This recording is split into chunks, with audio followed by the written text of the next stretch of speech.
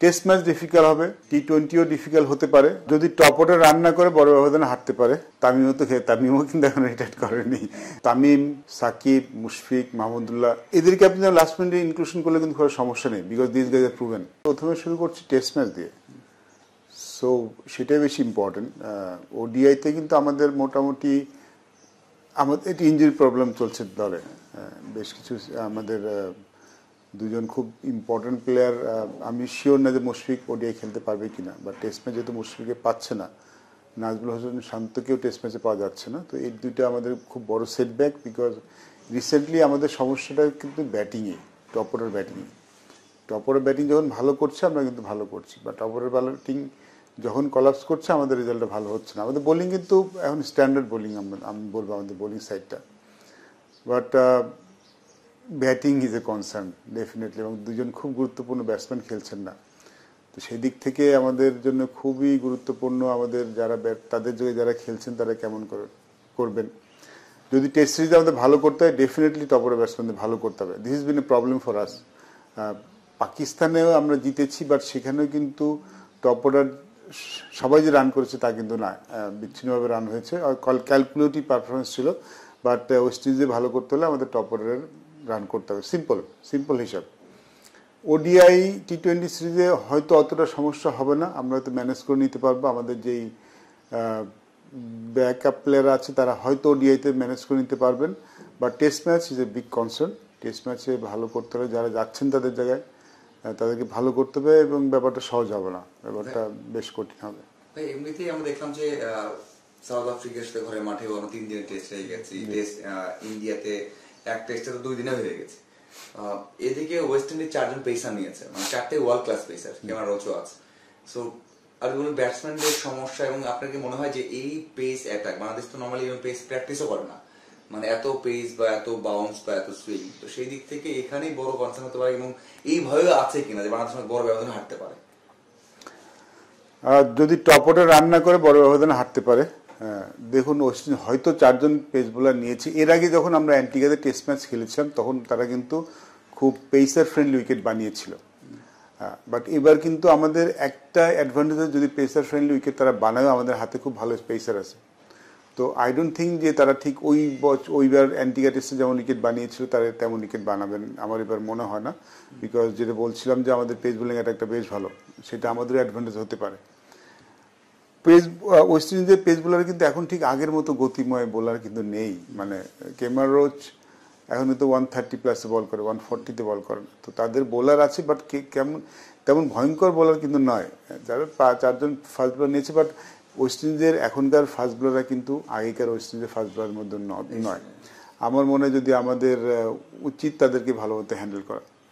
আমি যদি অন্য দলগুলির সাথে আমরা যদি তুলনা করি, ইন্ডিয়া, সাউথ আফ্রিকা, তাদের বোলিং অ্যাটাকে আসলে কোয়ালিটি ফাস্ট বোলার আছে। ওয়েস্ট ইন্ডিজে ভালো ফাস্ট বোলার, বাট আমি বলবো না যে সাউথ আফ্রিকার মতো ফাস্ট বোলিং অ্যাটাক অথবা ইন্ডিয়ার মতো ফাস্ট বোলিং অ্যাটাক। সো আমাদের এইটা যদি আমরা ম্যানেজ করতে না পারি তাহলে সেটা খুব আনফর্চুনেট হবে। আমি মনে করি সেটা করা উচিত আমাদের। তারা কজন ফাস্ট বোলার খেলাচ্ছেন সেটা বড় ইস্যু হওয়ার কথা না। আর আমি যেটা মনে করছি, তারা হয়তো আমাদের এর আগে অ্যান্টিগাতে যেমন উইকেট দিয়েছিলেন তেমন উইকেট হয়তো আমাদের এবার দিবেন না। ওয়ানডে কি মনে হয় বাংলাদেশের ওয়ানডেতে এখন যদিও টেস্টে কনসার্ন আছে, কিন্তু ওয়ানডেটা খুবই ইম্পর্টেন্ট। চ্যাম্পিয়ন্স ট্রফির আগে লাস্ট ওডিআই সিরিজ আমাদের 3টা ম্যাচ, যেখানে সাকিবও ব্যাক করতে পারে, ওটা আভাস দিয়েছে। তো এই সিরিজটা আপনি কিভাবে দেখেন, মানে কতটা ইম্পর্টেন্ট সিরিজ দেখছেন? ইম্পর্টেন্ট সিরিজ তো প্রতিটা সিরিজই ইম্পর্টেন্ট। আমরা যখন যে কোনো লাস্ট যে সিরিজটা খেলাম আফগানিস্তানের সাথে, সেটাও খুব ইম্পর্টেন্ট সিরিজ ছিল আমাদের জন্য। সো ইটস নট দ্যাট যে এটাই স্পেশাল কোনো সিরিজ, বাট অবভিয়াসলি যেহেতু চ্যাম্পিয়ন্স ট্রফির আগের সিরিজ, এটার পারফরমেন্সটা এখান থেকে যদি ভালো করতে পারি, সেই কনফিডেন্সটা অবশ্যই আমাদের চ্যাম্পিয়ন্স ট্রফিতে কাজে লাগবে। It's important definitely. বাট ওডিআইতে কিন্তু আমরা লাস্ট ওডিআই যদি আমরা 2-1 হেরেছি, বাট আমি বলবো যে সেখানে আমাদের হয়তো জেতার সম্ভাবনা তৈরি হয়েছিল, এবং ওয়েস্ট ইন্ডিজকে কিন্তু হারানো সম্ভব।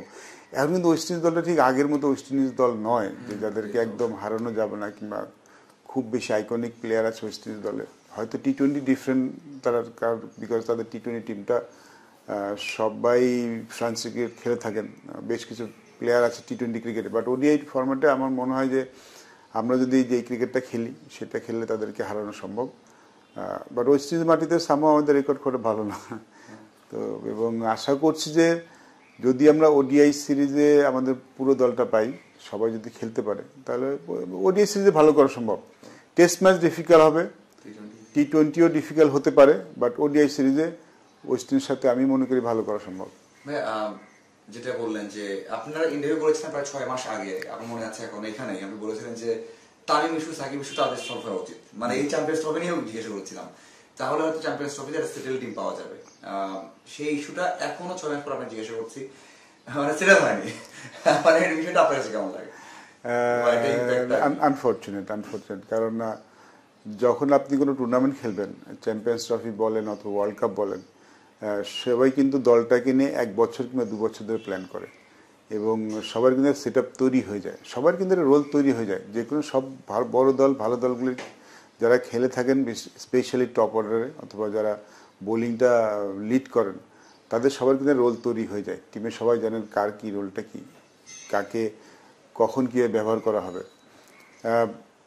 যখন আপনার মধ্যে একাদশ নিয়ে কনফিউশন থাকবে, যখন ব্যাটিং অর্ডার নিয়ে কনফিউশন থাকবে, সেটা কখনোই সাহায্য করে না। এবং আমাদের মাত্র একটা সিরিজ বাকি আছে, আমার মনে হয় যে যেটাই হোক সেটাকেই ব্যাক করা উচিত। যদি আমরা যেটা নিয়ে যাচ্ছি সেটা নিয়ে যাওয়া উচিত, অথবা যদি কোনো অন্য কোনো প্ল্যান থাকে সেটা নিয়ে এখনই করে ফেলা উচিত। চ্যাম্পিয়ন্স ট্রফির ঠিক আগ মুহূর্তে যে যদি আমরা সেটা করি, চ্যাম্পিয়ন্স ট্রফিতে যে আমরা করি, সেটা আসলে ভালো হবে না। আমাদের সামনে কিন্তু একটা আমি আগে বলেছি একটা এক্সাম্পল ছিল 2023 ওয়ার্ল্ড কাপে, লাস্ট মোমেন্টে একটা আমাদের বড় চেঞ্জ করতে হয়েছে, যেটার মূল্য কিন্তু আমাদের ওয়ার্ল্ড কাপে দিতে হয়েছিল। পুরো ওয়ার্ল্ড কাপে আমাদের ব্যাটিং অর্ডারটা কোনো সেটেল ছিল না। তো এটা আমি চাই না, কোনোভাবে চাই না সেটা হোক। যেটা হবে, যদি হয় এখনই হয়ে যাওয়া উচিত অবশ্যই। আপনি মনে হয় যে এই টিমের অন্তত 7 জন বা 8 জন ঠিক আছে এখনো তো অনেক জায়গায়, যেমন ওপেনিং এ জাকির কাবার হঠাৎ করে লাস্ট আমরা দেখলাম যে জাকিরও লাস্ট মোমেন্টে আসলেন। এরপর হচ্ছে পেস ডিপার্টমেন্টেও আমরা দেখলাম রাহিন রানা ইনক্লুশন আসলো। মানে আগের 11 যেটা ছিল সেখানে সাকিবও হয়তো ব্যাক করছে, তো সেই ছাড়া 5-6টা জায়গা, মানে 11 জনের মধ্যে 5-6টা জায়গায় একটু ঝুঁকিপূর্ণ হয়ে গেছে। এটা আপনি কিভাবে দেখেন? যে দেখুন, প্লেয়ার লাইক তামিম, সাকিব, মুশফিক, মাহমুদুল্লাহ, এদেরকে আপনি লাস্ট মিনিটে ইনক্লুশন করলে কিন্তু কোনো সমস্যা নেই, because this guys are proven international cricket তারা খেলেছেন, তারা তাদের রোলটা খুব ভালো করে জানেন। তো তাদের জন্য অ্যাডাপ্ট করা একটা সিরিজে কিংবা তাদেরকে নিয়ে টিম মানিয়ে নেওয়াটা কিন্তু সমস্যা নয়। সমস্যা হলো তখন আমি যদি নতুন কোনো প্লেয়ার আমাদের ট্রাই করতে হয়। আমি কিন্তু এই জিনিসটাই বলার চেষ্টা করছি যে যদি নতুন কোনো প্লেয়ারকে নিয়ে যদি আপনি ট্রাই করেন এটা গুরুত্বপূর্ণ সিরিজে, that is a problem for that player এবং ফর টিম অলসো। পুরানো যারা প্লেয়ার আছেন, যারা প্রুভেন প্লেয়ার, যারা অনেকদিন ধরে খেলেছেন, তাদের আপনি টুর্নামেন্ট আগে, সিরিজের আগে নিলেও কিন্তু তাদের জন্য মানি না, একটা সমস্যা নয়। কিন্তু নতুন কোনো প্লেয়ারকে নিয়ে যদি আপনি নিতে চান, তাহলে কিন্তু তাকে আগেই তৈরি করতে হবে। তাকে ওই টুর্নামেন্টে নিয়ে যে তৈরি করা কিংবা টুর্নামেন্টের মধ্যে ফেলে দেওয়া, সেখানে সাকসেস হওয়ার চান্সটা কমে যায়। কিন্তু আপনি সেই আশাটা আমরা করতেই পারতাম যে যেহেতু পাকিস্তানের ম্যাচ ব্যাটিং উইকেট হবে এবং সেখানে আমরা কিছুদিন আগে টেস্ট জিতে এসেছি, সো ওখানে যদি হয় তাহলে যে একটা টিম সেটেল হতো, আমরা ভালো কিছু আশা করতে পারতাম। এখনো সম্ভাবনা আছে, এখনো সম্ভাবনা যে নাই তা না। চ্যাম্পিয়ন্স ট্রফির আগে আমরা মানে সব ঠিকঠাক করার মতো সময় এখনো আমাদের আছে, but we need to be clear.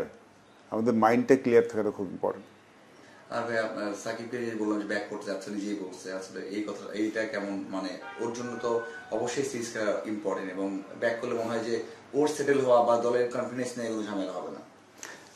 যেটা আমি আবার বলছি, প্লেয়ার লাইক তামিম, মাহমুদুল্লাহ, মুশফিক, সাকিব, তারা অনেক দিন ধরে ইন্টারন্যাশনাল ক্রিকেট খেলেছে, তো তারা তাদের রোলটা জানে, টিমেও তাদেরকে কোথায় কীভাবে ব্যবহার করবে সেটা জানে। তো তাদের লাস্ট মিনিটে ইনক্লুশনটা আসলে খুব একটা সমস্যা তৈরি করে না। সমস্যা আবার বলছি সমস্যা তৈরি হবে যখন নতুন কোনো প্লেয়ারকে নিয়ে আপনি টুর্নামেন্ট অথবা সিরিজে কোনোটা বড় টুর্নামেন্টে যখন আপনি তাকে ট্রাই করবেন, তার জন্য এটা ডিফিকাল্ট হয়ে যায়। কিন্তু স্পেশালি যেহেতু মানে সাকিবের লাস্ট বছর যে চ্যাম্পিয়ন্স ট্রফি লাস্ট হবে, মানে ওডিআইতে টেস্ট বলে দিয়েছেন, টি-20তেও অবসর নিয়েছেন, সো আপনার কি মনে হয় সেখানে লাস্ট হওয়াটা উচিত নাকি আরো এক্সপেরিয়েন্স? যেহেতু আপনার দলে ঘাটতি আছে। It depends on individuals and situations. তামিমও কিন্তু এখন রিটায়ার করেনি, সো আমি তামিমকেও কিন্তু আপনি রাইট অফ করতে পারবেন না। সো সো আমি সম্ভবত চ্যাম্পিয়ন্স ট্রফির পরে আমরা বাকি সেই চারজন খেলোয়াড়দের একসাথে পাওয়াটা হয়তো আমাদের জন্য মুশকিল হবে। মানে তারা তো একদম এন্ড অফ ক্যারিয়ার দিয়ে চলে এসছেন, বাট চ্যাম্পিয়ন্স ট্রফি পর্যন্ত কেউ কিন্তু এখন অবসর নেননি। যখন অবসর নেননি তখন তো আমরা এখনো সবাই আশা করতেই পারি যে তারা হয়তো খেলতে পারেন, বিকজ তার আগে ডোমেস্টিক টুর্নামেন্ট আছে, সবাই সবাইকে দেখতে পারবেন। চারজনকে আমি মনে করি চারজনের বেস্ট অপশন হতে পারে, কারণ তো ওয়ার্ল্ড কাপ আর নেই, যে বেস্ট অপশন হতে পারে যে এখানে ভালোভাবে শেষ করে দেয়া। আমি তো চাইবো যে তারা আর অনেকদিন খেলুক নতুনদের সাথে, নতুনরা আমাদের নতুন খেলোয়াড়রা কিন্তু এখনো তৈরি হননি, তো তাদের তৈরি হওয়ার জন্য কিন্তু এই খেলোয়াড়দের সাথে থাকাটা খুব ইম্পর্টেন্ট। তারা যদি সিনিয়র প্লেয়ার হয় কি প্রেশারটা তারা নিয়ে নেন, তো জুনিয়র যারা আসেন তাদেরকে একটু চাপমুক্ত হয়ে খেলতে পারেন। তো যদি তারা খেলেন তাদের সাথে যদি বাকি প্লেয়ারগুলি তৈরি হয়ে যায় তাহলে সেটা দলের জন্য ভালো।